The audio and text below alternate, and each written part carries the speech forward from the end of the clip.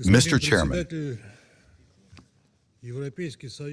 the European Union, including within the UN platform, managed for many years to position itself as the world's primary peacemaker and mediator, a defender of international law, a champion of universal human and democratic values in human rights, as well as a selfless benefactor of developing countries, most of which, truth be told, Europeans plundered for centuries. However, all these double standards and hypocrisy are now rapidly coming to the surface. Instead of engaging in a good faith dialogue and building a common security architecture in Europe, as Russia has proposed more than once, European countries nurtured Russophobic sentiments in Ukraine and egged it on toward war with Russia, disregarding the fates and lives of ordinary people, systematically torpedoed the negotiation process and continue to do so actively. The same Ms. Kaja Kallas, back when she was Prime Minister of Estonia, stated that, quote, "Russia's defeat is not such a bad thing."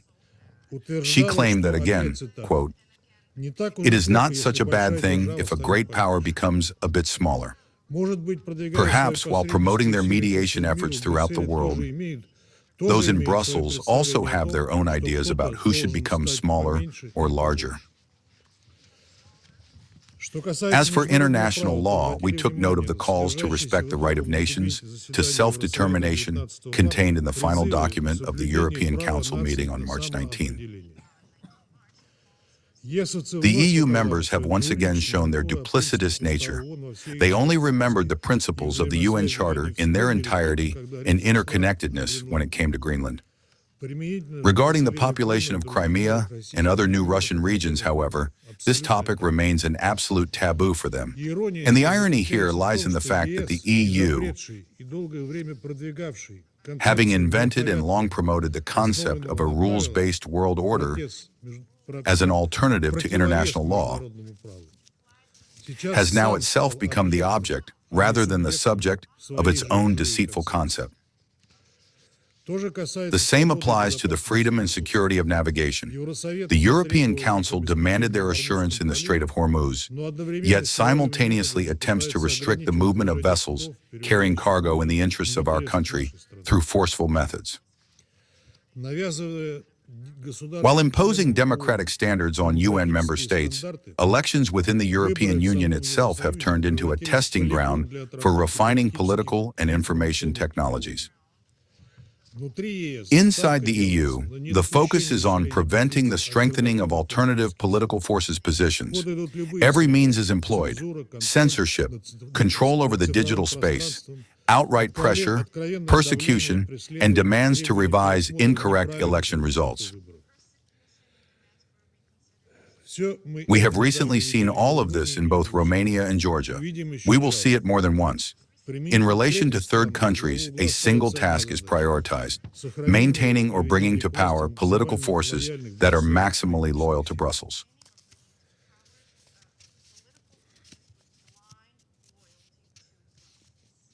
Corruption, which Europeans so furiously search for in the countries of the Global South, is blooming in full color within the European Union itself.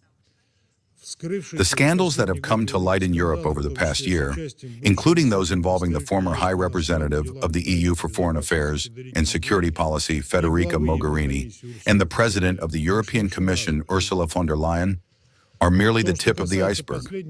Regarding the latter, I recall that the European Court's ruling explicitly mentions the European Commission President's attempts to hide evidence of corruption. A true mutual cover-up is also in effect during the transfer of tens of billions of euros as part of assistance to Kiev, the majority of which ultimately ends up in the pockets of the Euro bureaucrats themselves. Is the development assistance provided by the European Union truly selfless? Most of our friends tell us that the new trend is that such aid is conditioned upon the refusal to cooperate with Russia. The European Union has also demonstrated complete irresponsibility regarding food security issues, as countries of the Global South faced unprecedented difficulties in acquiring Russian and Belarusian fertilizers and food due to anti-Russian sanctions.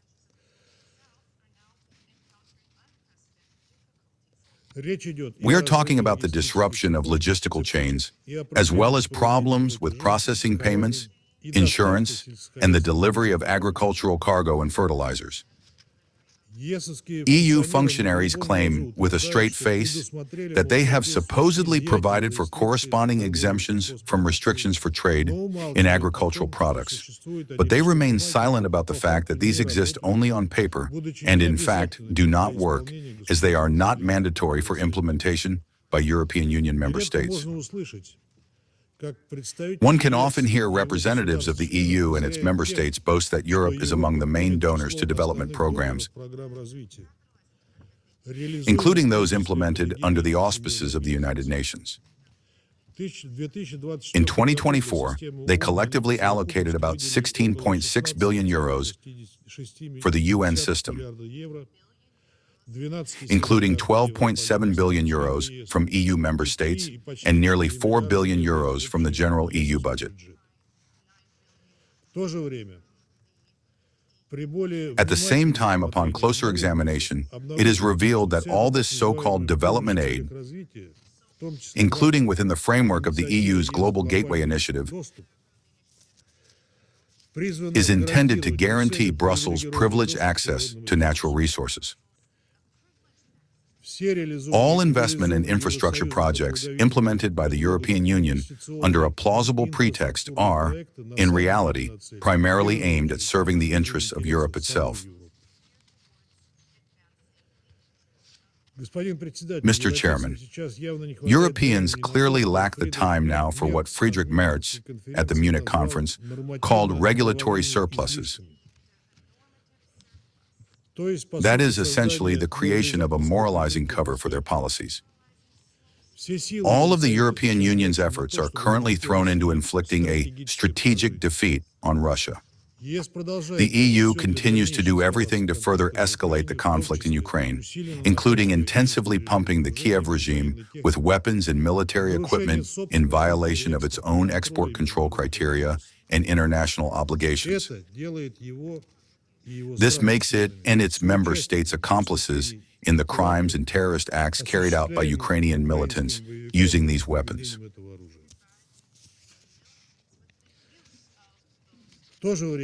At the same time, fearing dissatisfaction from President Trump, the European bureaucrats and their Ukrainian puppets verbally support the United States mediation initiatives. In reality, however, they sabotage the implementation of any realistic agreements. They gush with deliberately non-viable and sometimes overtly absurd conditions, none of which take into account fundamental Russian concerns or contribute to achieving a stable and lasting peace. The latest example is the so-called ultimatum, the ultimatum of Kaja Kallas, which consists of a list of absurd demands toward Russia. Without their fulfillment, the EU does not intend to allow Kiev to proceed with a peaceful settlement with Moscow. In essence, Euro officials reject the very idea of a diplomatic settlement and conduct overt war propaganda, while simultaneously increasing sanctions pressure on our country.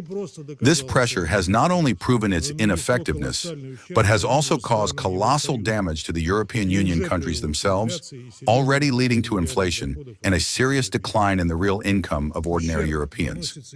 Damage is also being inflicted on other countries as well. Weapons supplied to the Kiev regime on paper subsequently surface in Africa, Asia, and Latin America. Through the efforts of the European Union, Ukraine has turned into the largest center for illicit arms trafficking.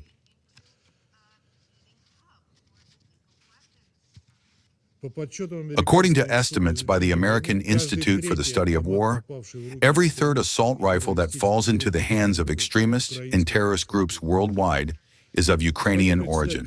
Mr. Chairman, Russia is fully aware that we share the same continent with European countries. Geography cannot be altered, and history cannot be rewritten.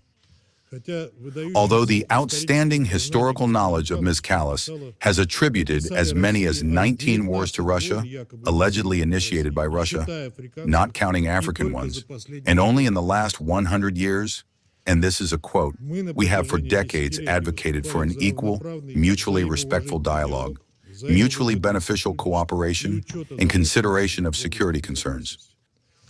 This is necessary not only for Russia, it is necessary for Europe as well. As German Chancellor Helmut Kohl said in 1993,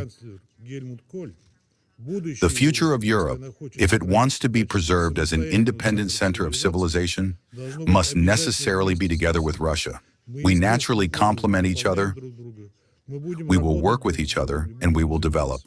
If this does not happen, Europe will gradually disappear. End of quote. This is what we are witnessing with our own eyes today. However, there is currently a significant deficit of politicians of such caliber in Europe. The current generation of European bureaucrats is convincing the populations of their countries that a direct military clash with Russia is inevitable and is feverishly preparing for war with it. Moreover, we are well aware that behind this information, war stand rabid Russophobes from the Baltic states.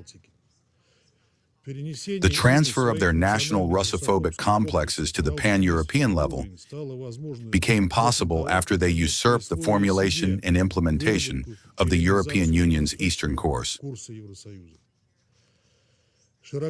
They are widely promoting the myth that an existential threat to Europe emanates from bloodthirsty and cruel Russia, and that Europe is on the verge of disappearing.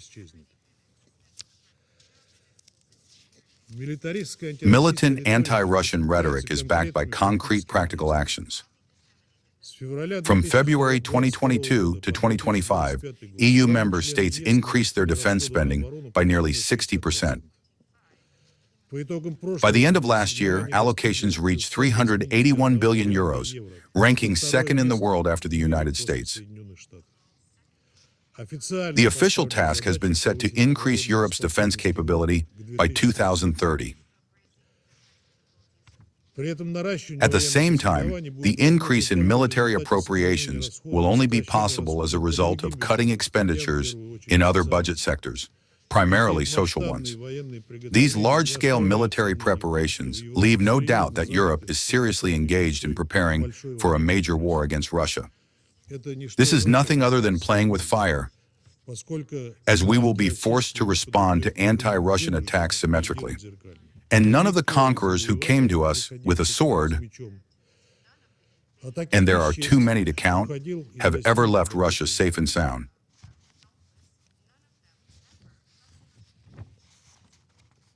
Such an overtly militaristic course will cause far less surprise if one takes a closer look at those responsible for its formulation. Some comments are so absurd and ridiculous that it would be quite appropriate to raise the question of the total professional unfitness of their authors. In particular, the head of European diplomacy, speaking at a conference of the EU Institute for Security Studies last year, while commenting on Vladimir Putin's speech at ceremonial events in China, said the following, I quote, "Russia turned to China and said, 'Russia and China fought in the Second World War. We won the Second World War, we defeated Nazism,' and I thought, that's something new. If you know history, this raises many questions." End quote. And this is said by the EU High Representative for Foreign Affairs, who, evidently, knows nothing of the fact that it was specifically the peoples of the Soviet Union and the Middle Kingdom who took the main blow in the Second World War, suffering the heaviest human losses. We would still very much like to meet Ms. Kallas's history teacher. Summing up, I want to say that, by all appearances, from the beautiful post-war idea of a united Europe via the blooming garden, the EU is moving toward the construction of yet another Reich. We hope that both within the European countries themselves and in the international community as a whole, there are still sober heads left who understand the risks and are ready to prevent such a development of events. Thank you.